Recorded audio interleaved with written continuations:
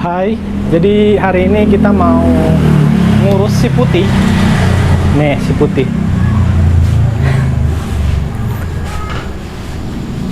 Kampas remnya udah tipis banget. Ketahuan kampas rem tipis itu dari minyak remnya yang udah turun. Jadi minyak rem di sini bisa turun bukan karena bocor. Bisa juga bocor, bisa. Tapi kalau nggak ada kebocoran, dia tetap bisa turun. Karena kampas rem yang tipis. Kita udah siapin kampas rem sama tabung minyak rem yang baru. Kekurangan dari tabung minyak rem seperti ini, kalau untuk motor-motor yang sibuk itu yang sering banget diparkir, kejemur, ini dia bisa pecah 1000 gitu. Cuman ya nggak sampai bocor. Oke, saya akan siapkan alatnya dulu. Kita perlu ini tools yang dipakai. Untuk barang yang diganti ada minyak rem jumbo, kampas rem elik, kemudian tabung minyak rem yang transparan lagi biar bisa dipantau untuk tebal tipisnya kampas rem, kunci L, kunci pas size 8 untuk buka baut angin, terus kunci sok L untuk buka mounting kaliper yang bawah nih bintang, jadi yang atas ini sempat hilang, saya ganti. Terus kunci 8 untuk buka pegangan si kampas remnya. Dan jangan lupa kompresor buat niup debu-debunya. Oke, kita mulai dulu ya.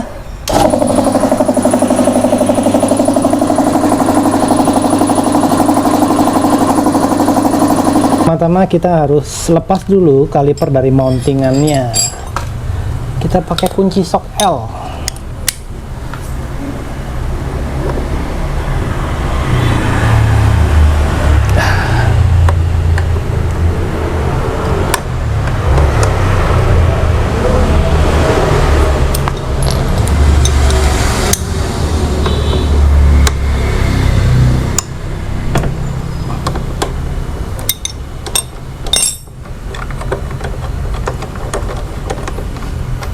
Jangan lupa wadah untuk naruh baut yang lepas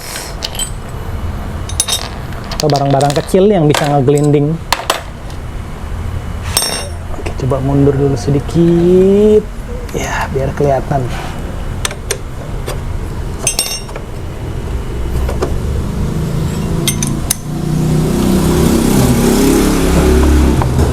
Mountingannya udah kalah nih, mau dihajar impact kali.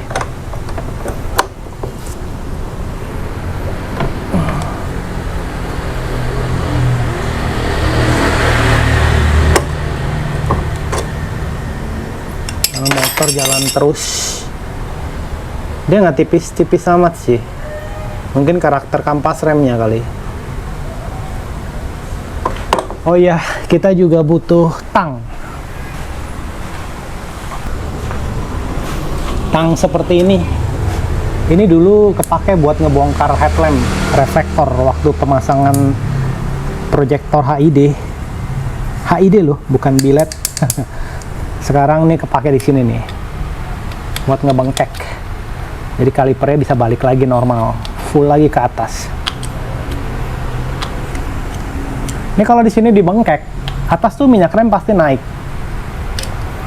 Prinsip kerjanya tuh kayak apa sih, hukum Pascal. Bunyinya bagaimana teman-teman bisa google gitu.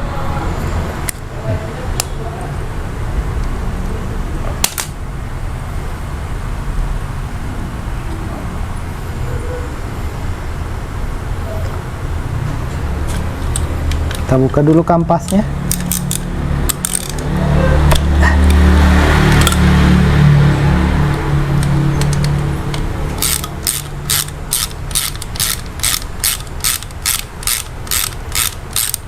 tuh pakai kaliper 2P besar. Kaliper KTC 2P besar. Cuman pusing sama urusan bracket, untuk buat dia center tuh susah banget. Kalau kampas rem lagi tebel sih enak. Nggak mungkin, walaupun dia miring dikit tetap bisa kita pakai.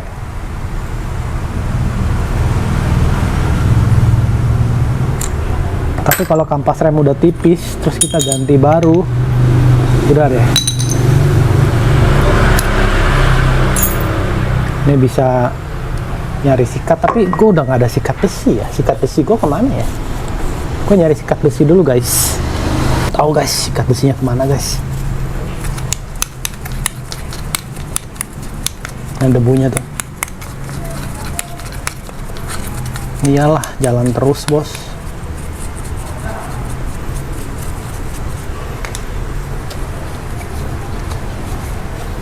Jalan terus bos. Kilometer udah mau 100.000. Ada angin ya? Oh ada nih.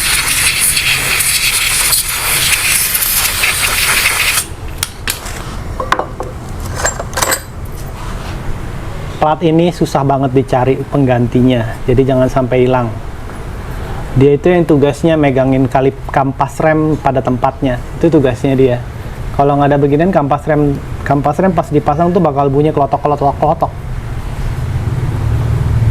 Setiap kaliper punya pegangannya, tapi bentuknya beda-beda. Kalau kaliper standar bentuknya seperti ini.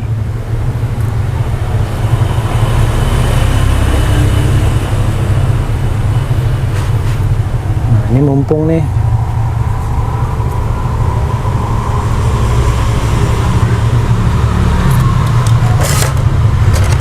Wah, kayaknya kita butuh impact nih guys.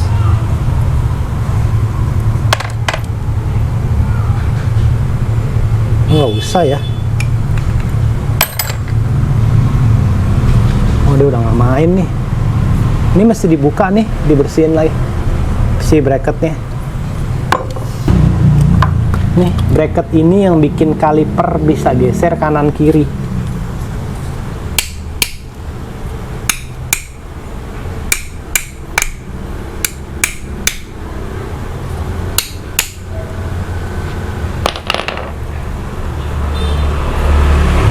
Udah nggak gerak guys.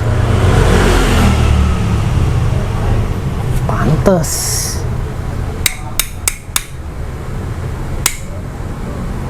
Mana ya bengkeknya?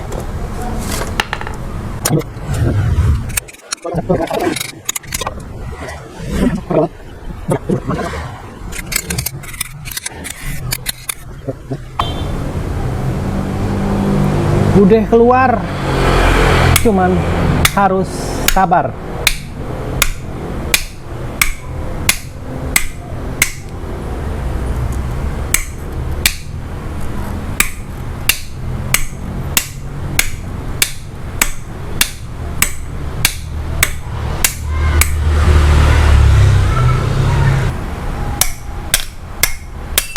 Nah, copot dia. Nih. Noh, asli karat nih. Karena gemuk, udah gitu jarang banget dibongkar. Ini juga.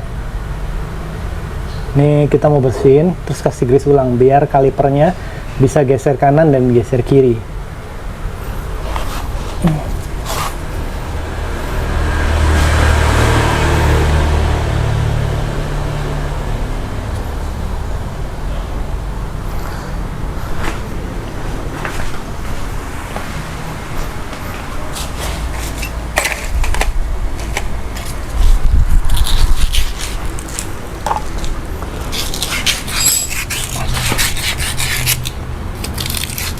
Pakai amplas.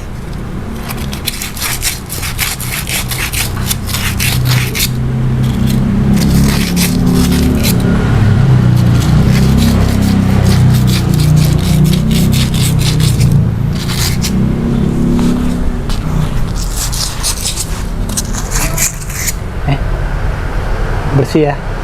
Tadi kan ada bekas gemuknya tuh. Karatnya.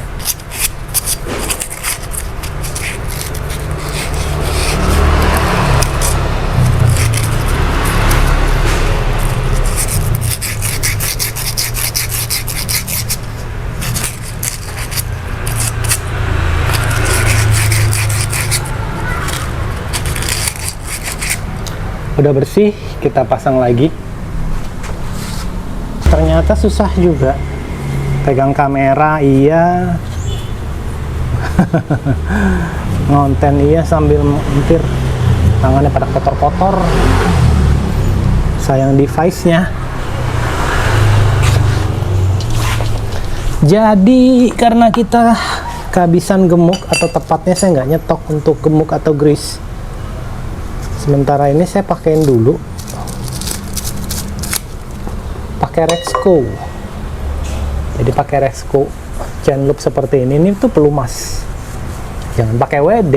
WD itu pembersih, perontok. Mungkin minggu depan atau ntar pas pengangkatan kedua kita bisa ganti dengan grease atau pelumas.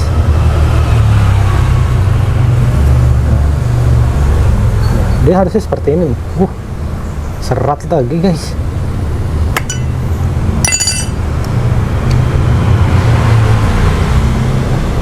Di dalamnya juga udah pada kotor banget lagi.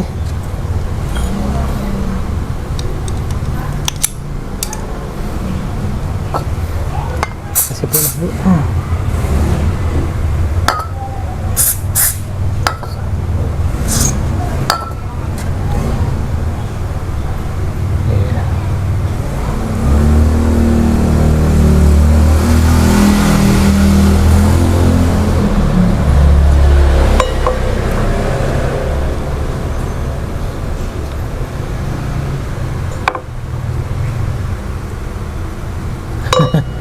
Kok gue jadi keder?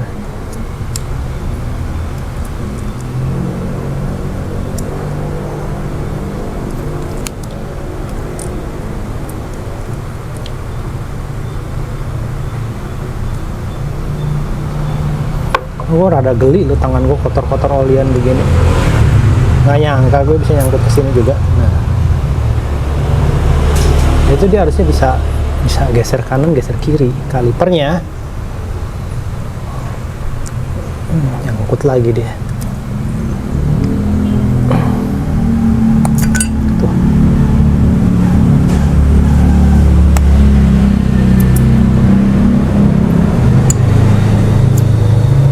Dia harusnya seperti ini nih. Tuh, copot tuh. Jadi si kaliper bisa main kanan kiri.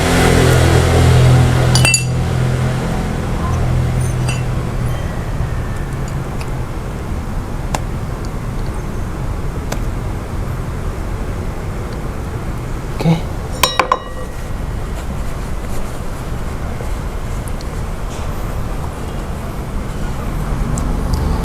Kita pasangin lagi kampas remnya. Tadi sih ampas, mana amplas?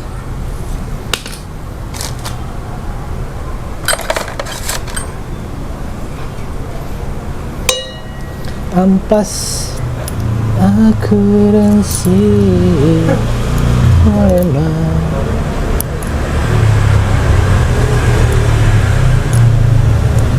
Posisi plat balik ini dia. Gua pakai Elik, harganya 90.000 sampai 100.000, tergantung teman-teman nyarinya di mana.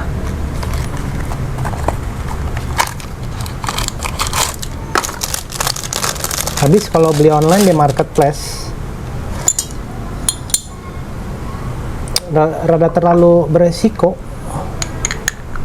Kalau yang mau nyari yang OEM-nya, yang original AHM, itu puyang banget tuh nyarinya tuh. Yang KW juga dibilang original sama mereka. Ya bener original, bukan kardus gitu. Ini gue kasih pelumas dulu deh.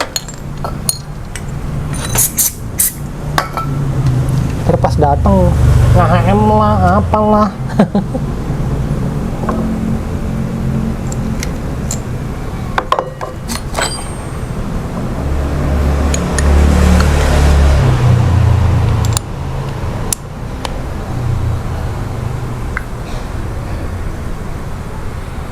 Banyak jenisnya.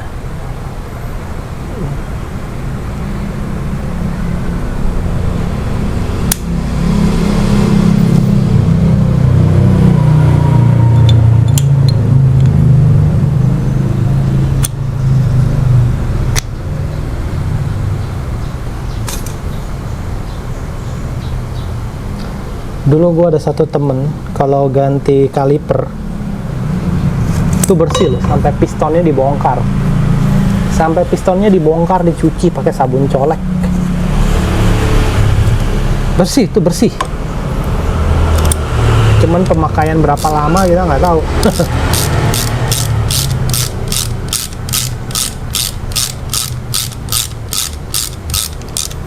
Oke, kampas rem udah ganti. Enaknya gini, kalau kerjain sendiri tuh, jadi kita bisa tahu gitu sampai mana bersihnya kaliper kita.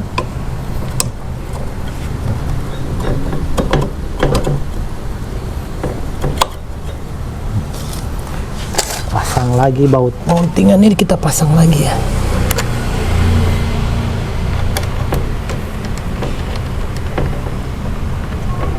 Minyak rem juga ganti karena udah umur.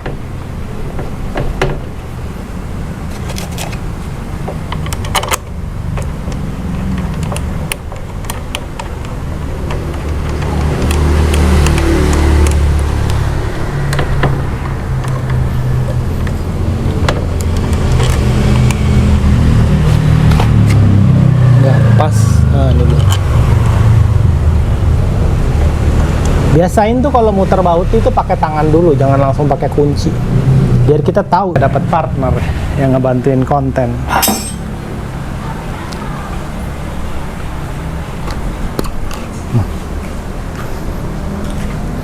Tabung minyak rem sudah lepas. Kita ganti dengan yang baru. 20.000 nggak nyampe 20.000.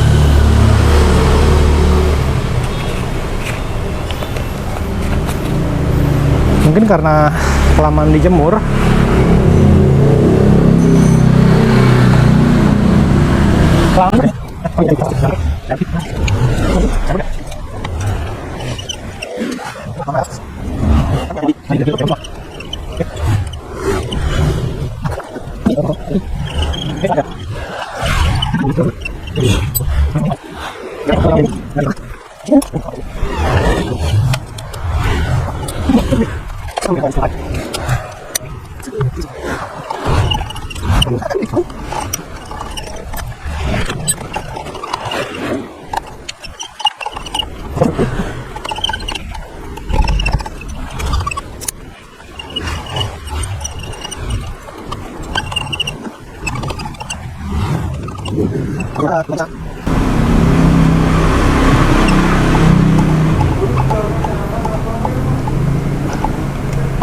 Tuh, udah mulai bocor ke atas dia.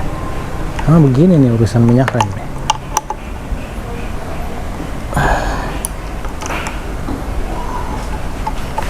Wah, udah mulai mantap. Kampas remnya udah tebel lagi, guys. Kalau kampas remnya kurang center posisi bracketnya, si bracket kalipernya nggak center, itu misalnya kalau posisi dia terlalu panjang ke belakang, itu kelihatan dari jejak yang ada di disc brake. Jadi jejak dari disc brake itu nggak mantep napak kampas remnya. Tapi kalau dia kanan kirinya nggak pas, ini kita ngomongin bracket aftermarket ya, kanan kirinya nggak pas, itu kelihatan waktu pos kaliper, waktu baut bracket dikendorin dia bisa ngerem mantep nih gigitnya nih. Begitu kita kencengin, master remnya langsung kosong. Itu dia artinya bracket kalipermu tuh nggak center, nggak pas, entah itu condong ke kanan atau condong ke kiri. Oke, ini sudah selesai.